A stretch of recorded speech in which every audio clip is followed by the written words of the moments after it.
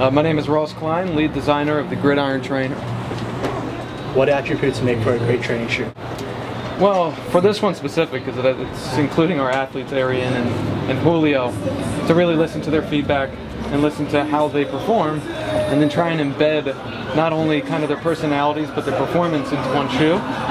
For me, it's not specifically saying like training is like the approach. It's more who are you focusing on, and sort of how high level are they in terms of training. These athletes are they're really big. I mean, they train every day. It could be twice a day, 3 times a day. You have to make sure a shoe is built for that type of play.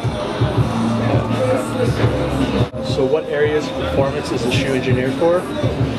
Like, were there certain inspirations that the Gridiron design came from? Yeah, the inspirations were really kind of blend the heritage of Under Armour and the brand's DNA in apparel and fit, and come up with something that's not only speaks to heritage but speaks toward future.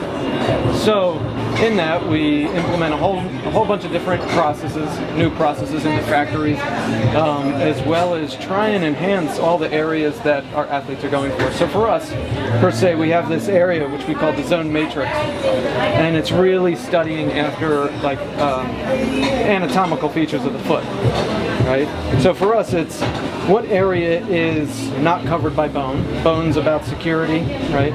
Cartilage and tendons and ligaments is a little bit more loose and elastic, so you have to account for those types of features in the foot, and how do you blend a shoe to kind of encompass the areas for training specifically.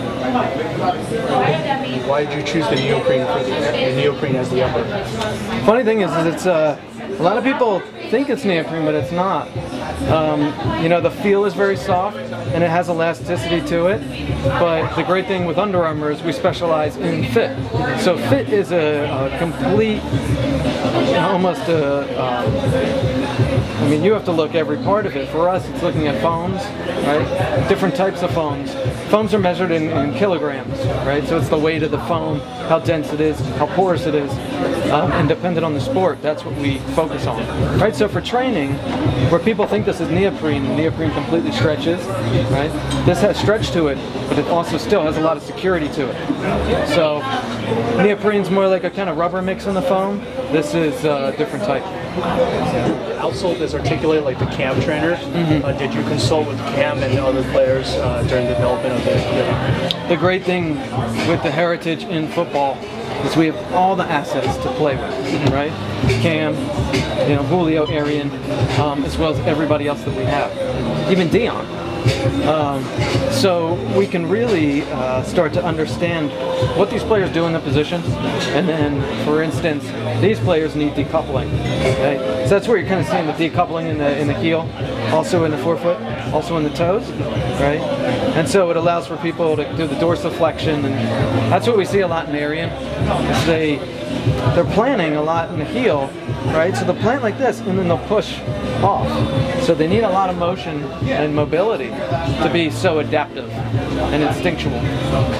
Can we expect to see the Gridiron trainer extended into its own line installments each season? You know, there's always talks of how you progress something, you know, if it is its own line or it is its own silo. But, you know, it's in its infancy. So I would say it's a discussion, but it's, you know, implementation's different. Thank you. Oh, yeah.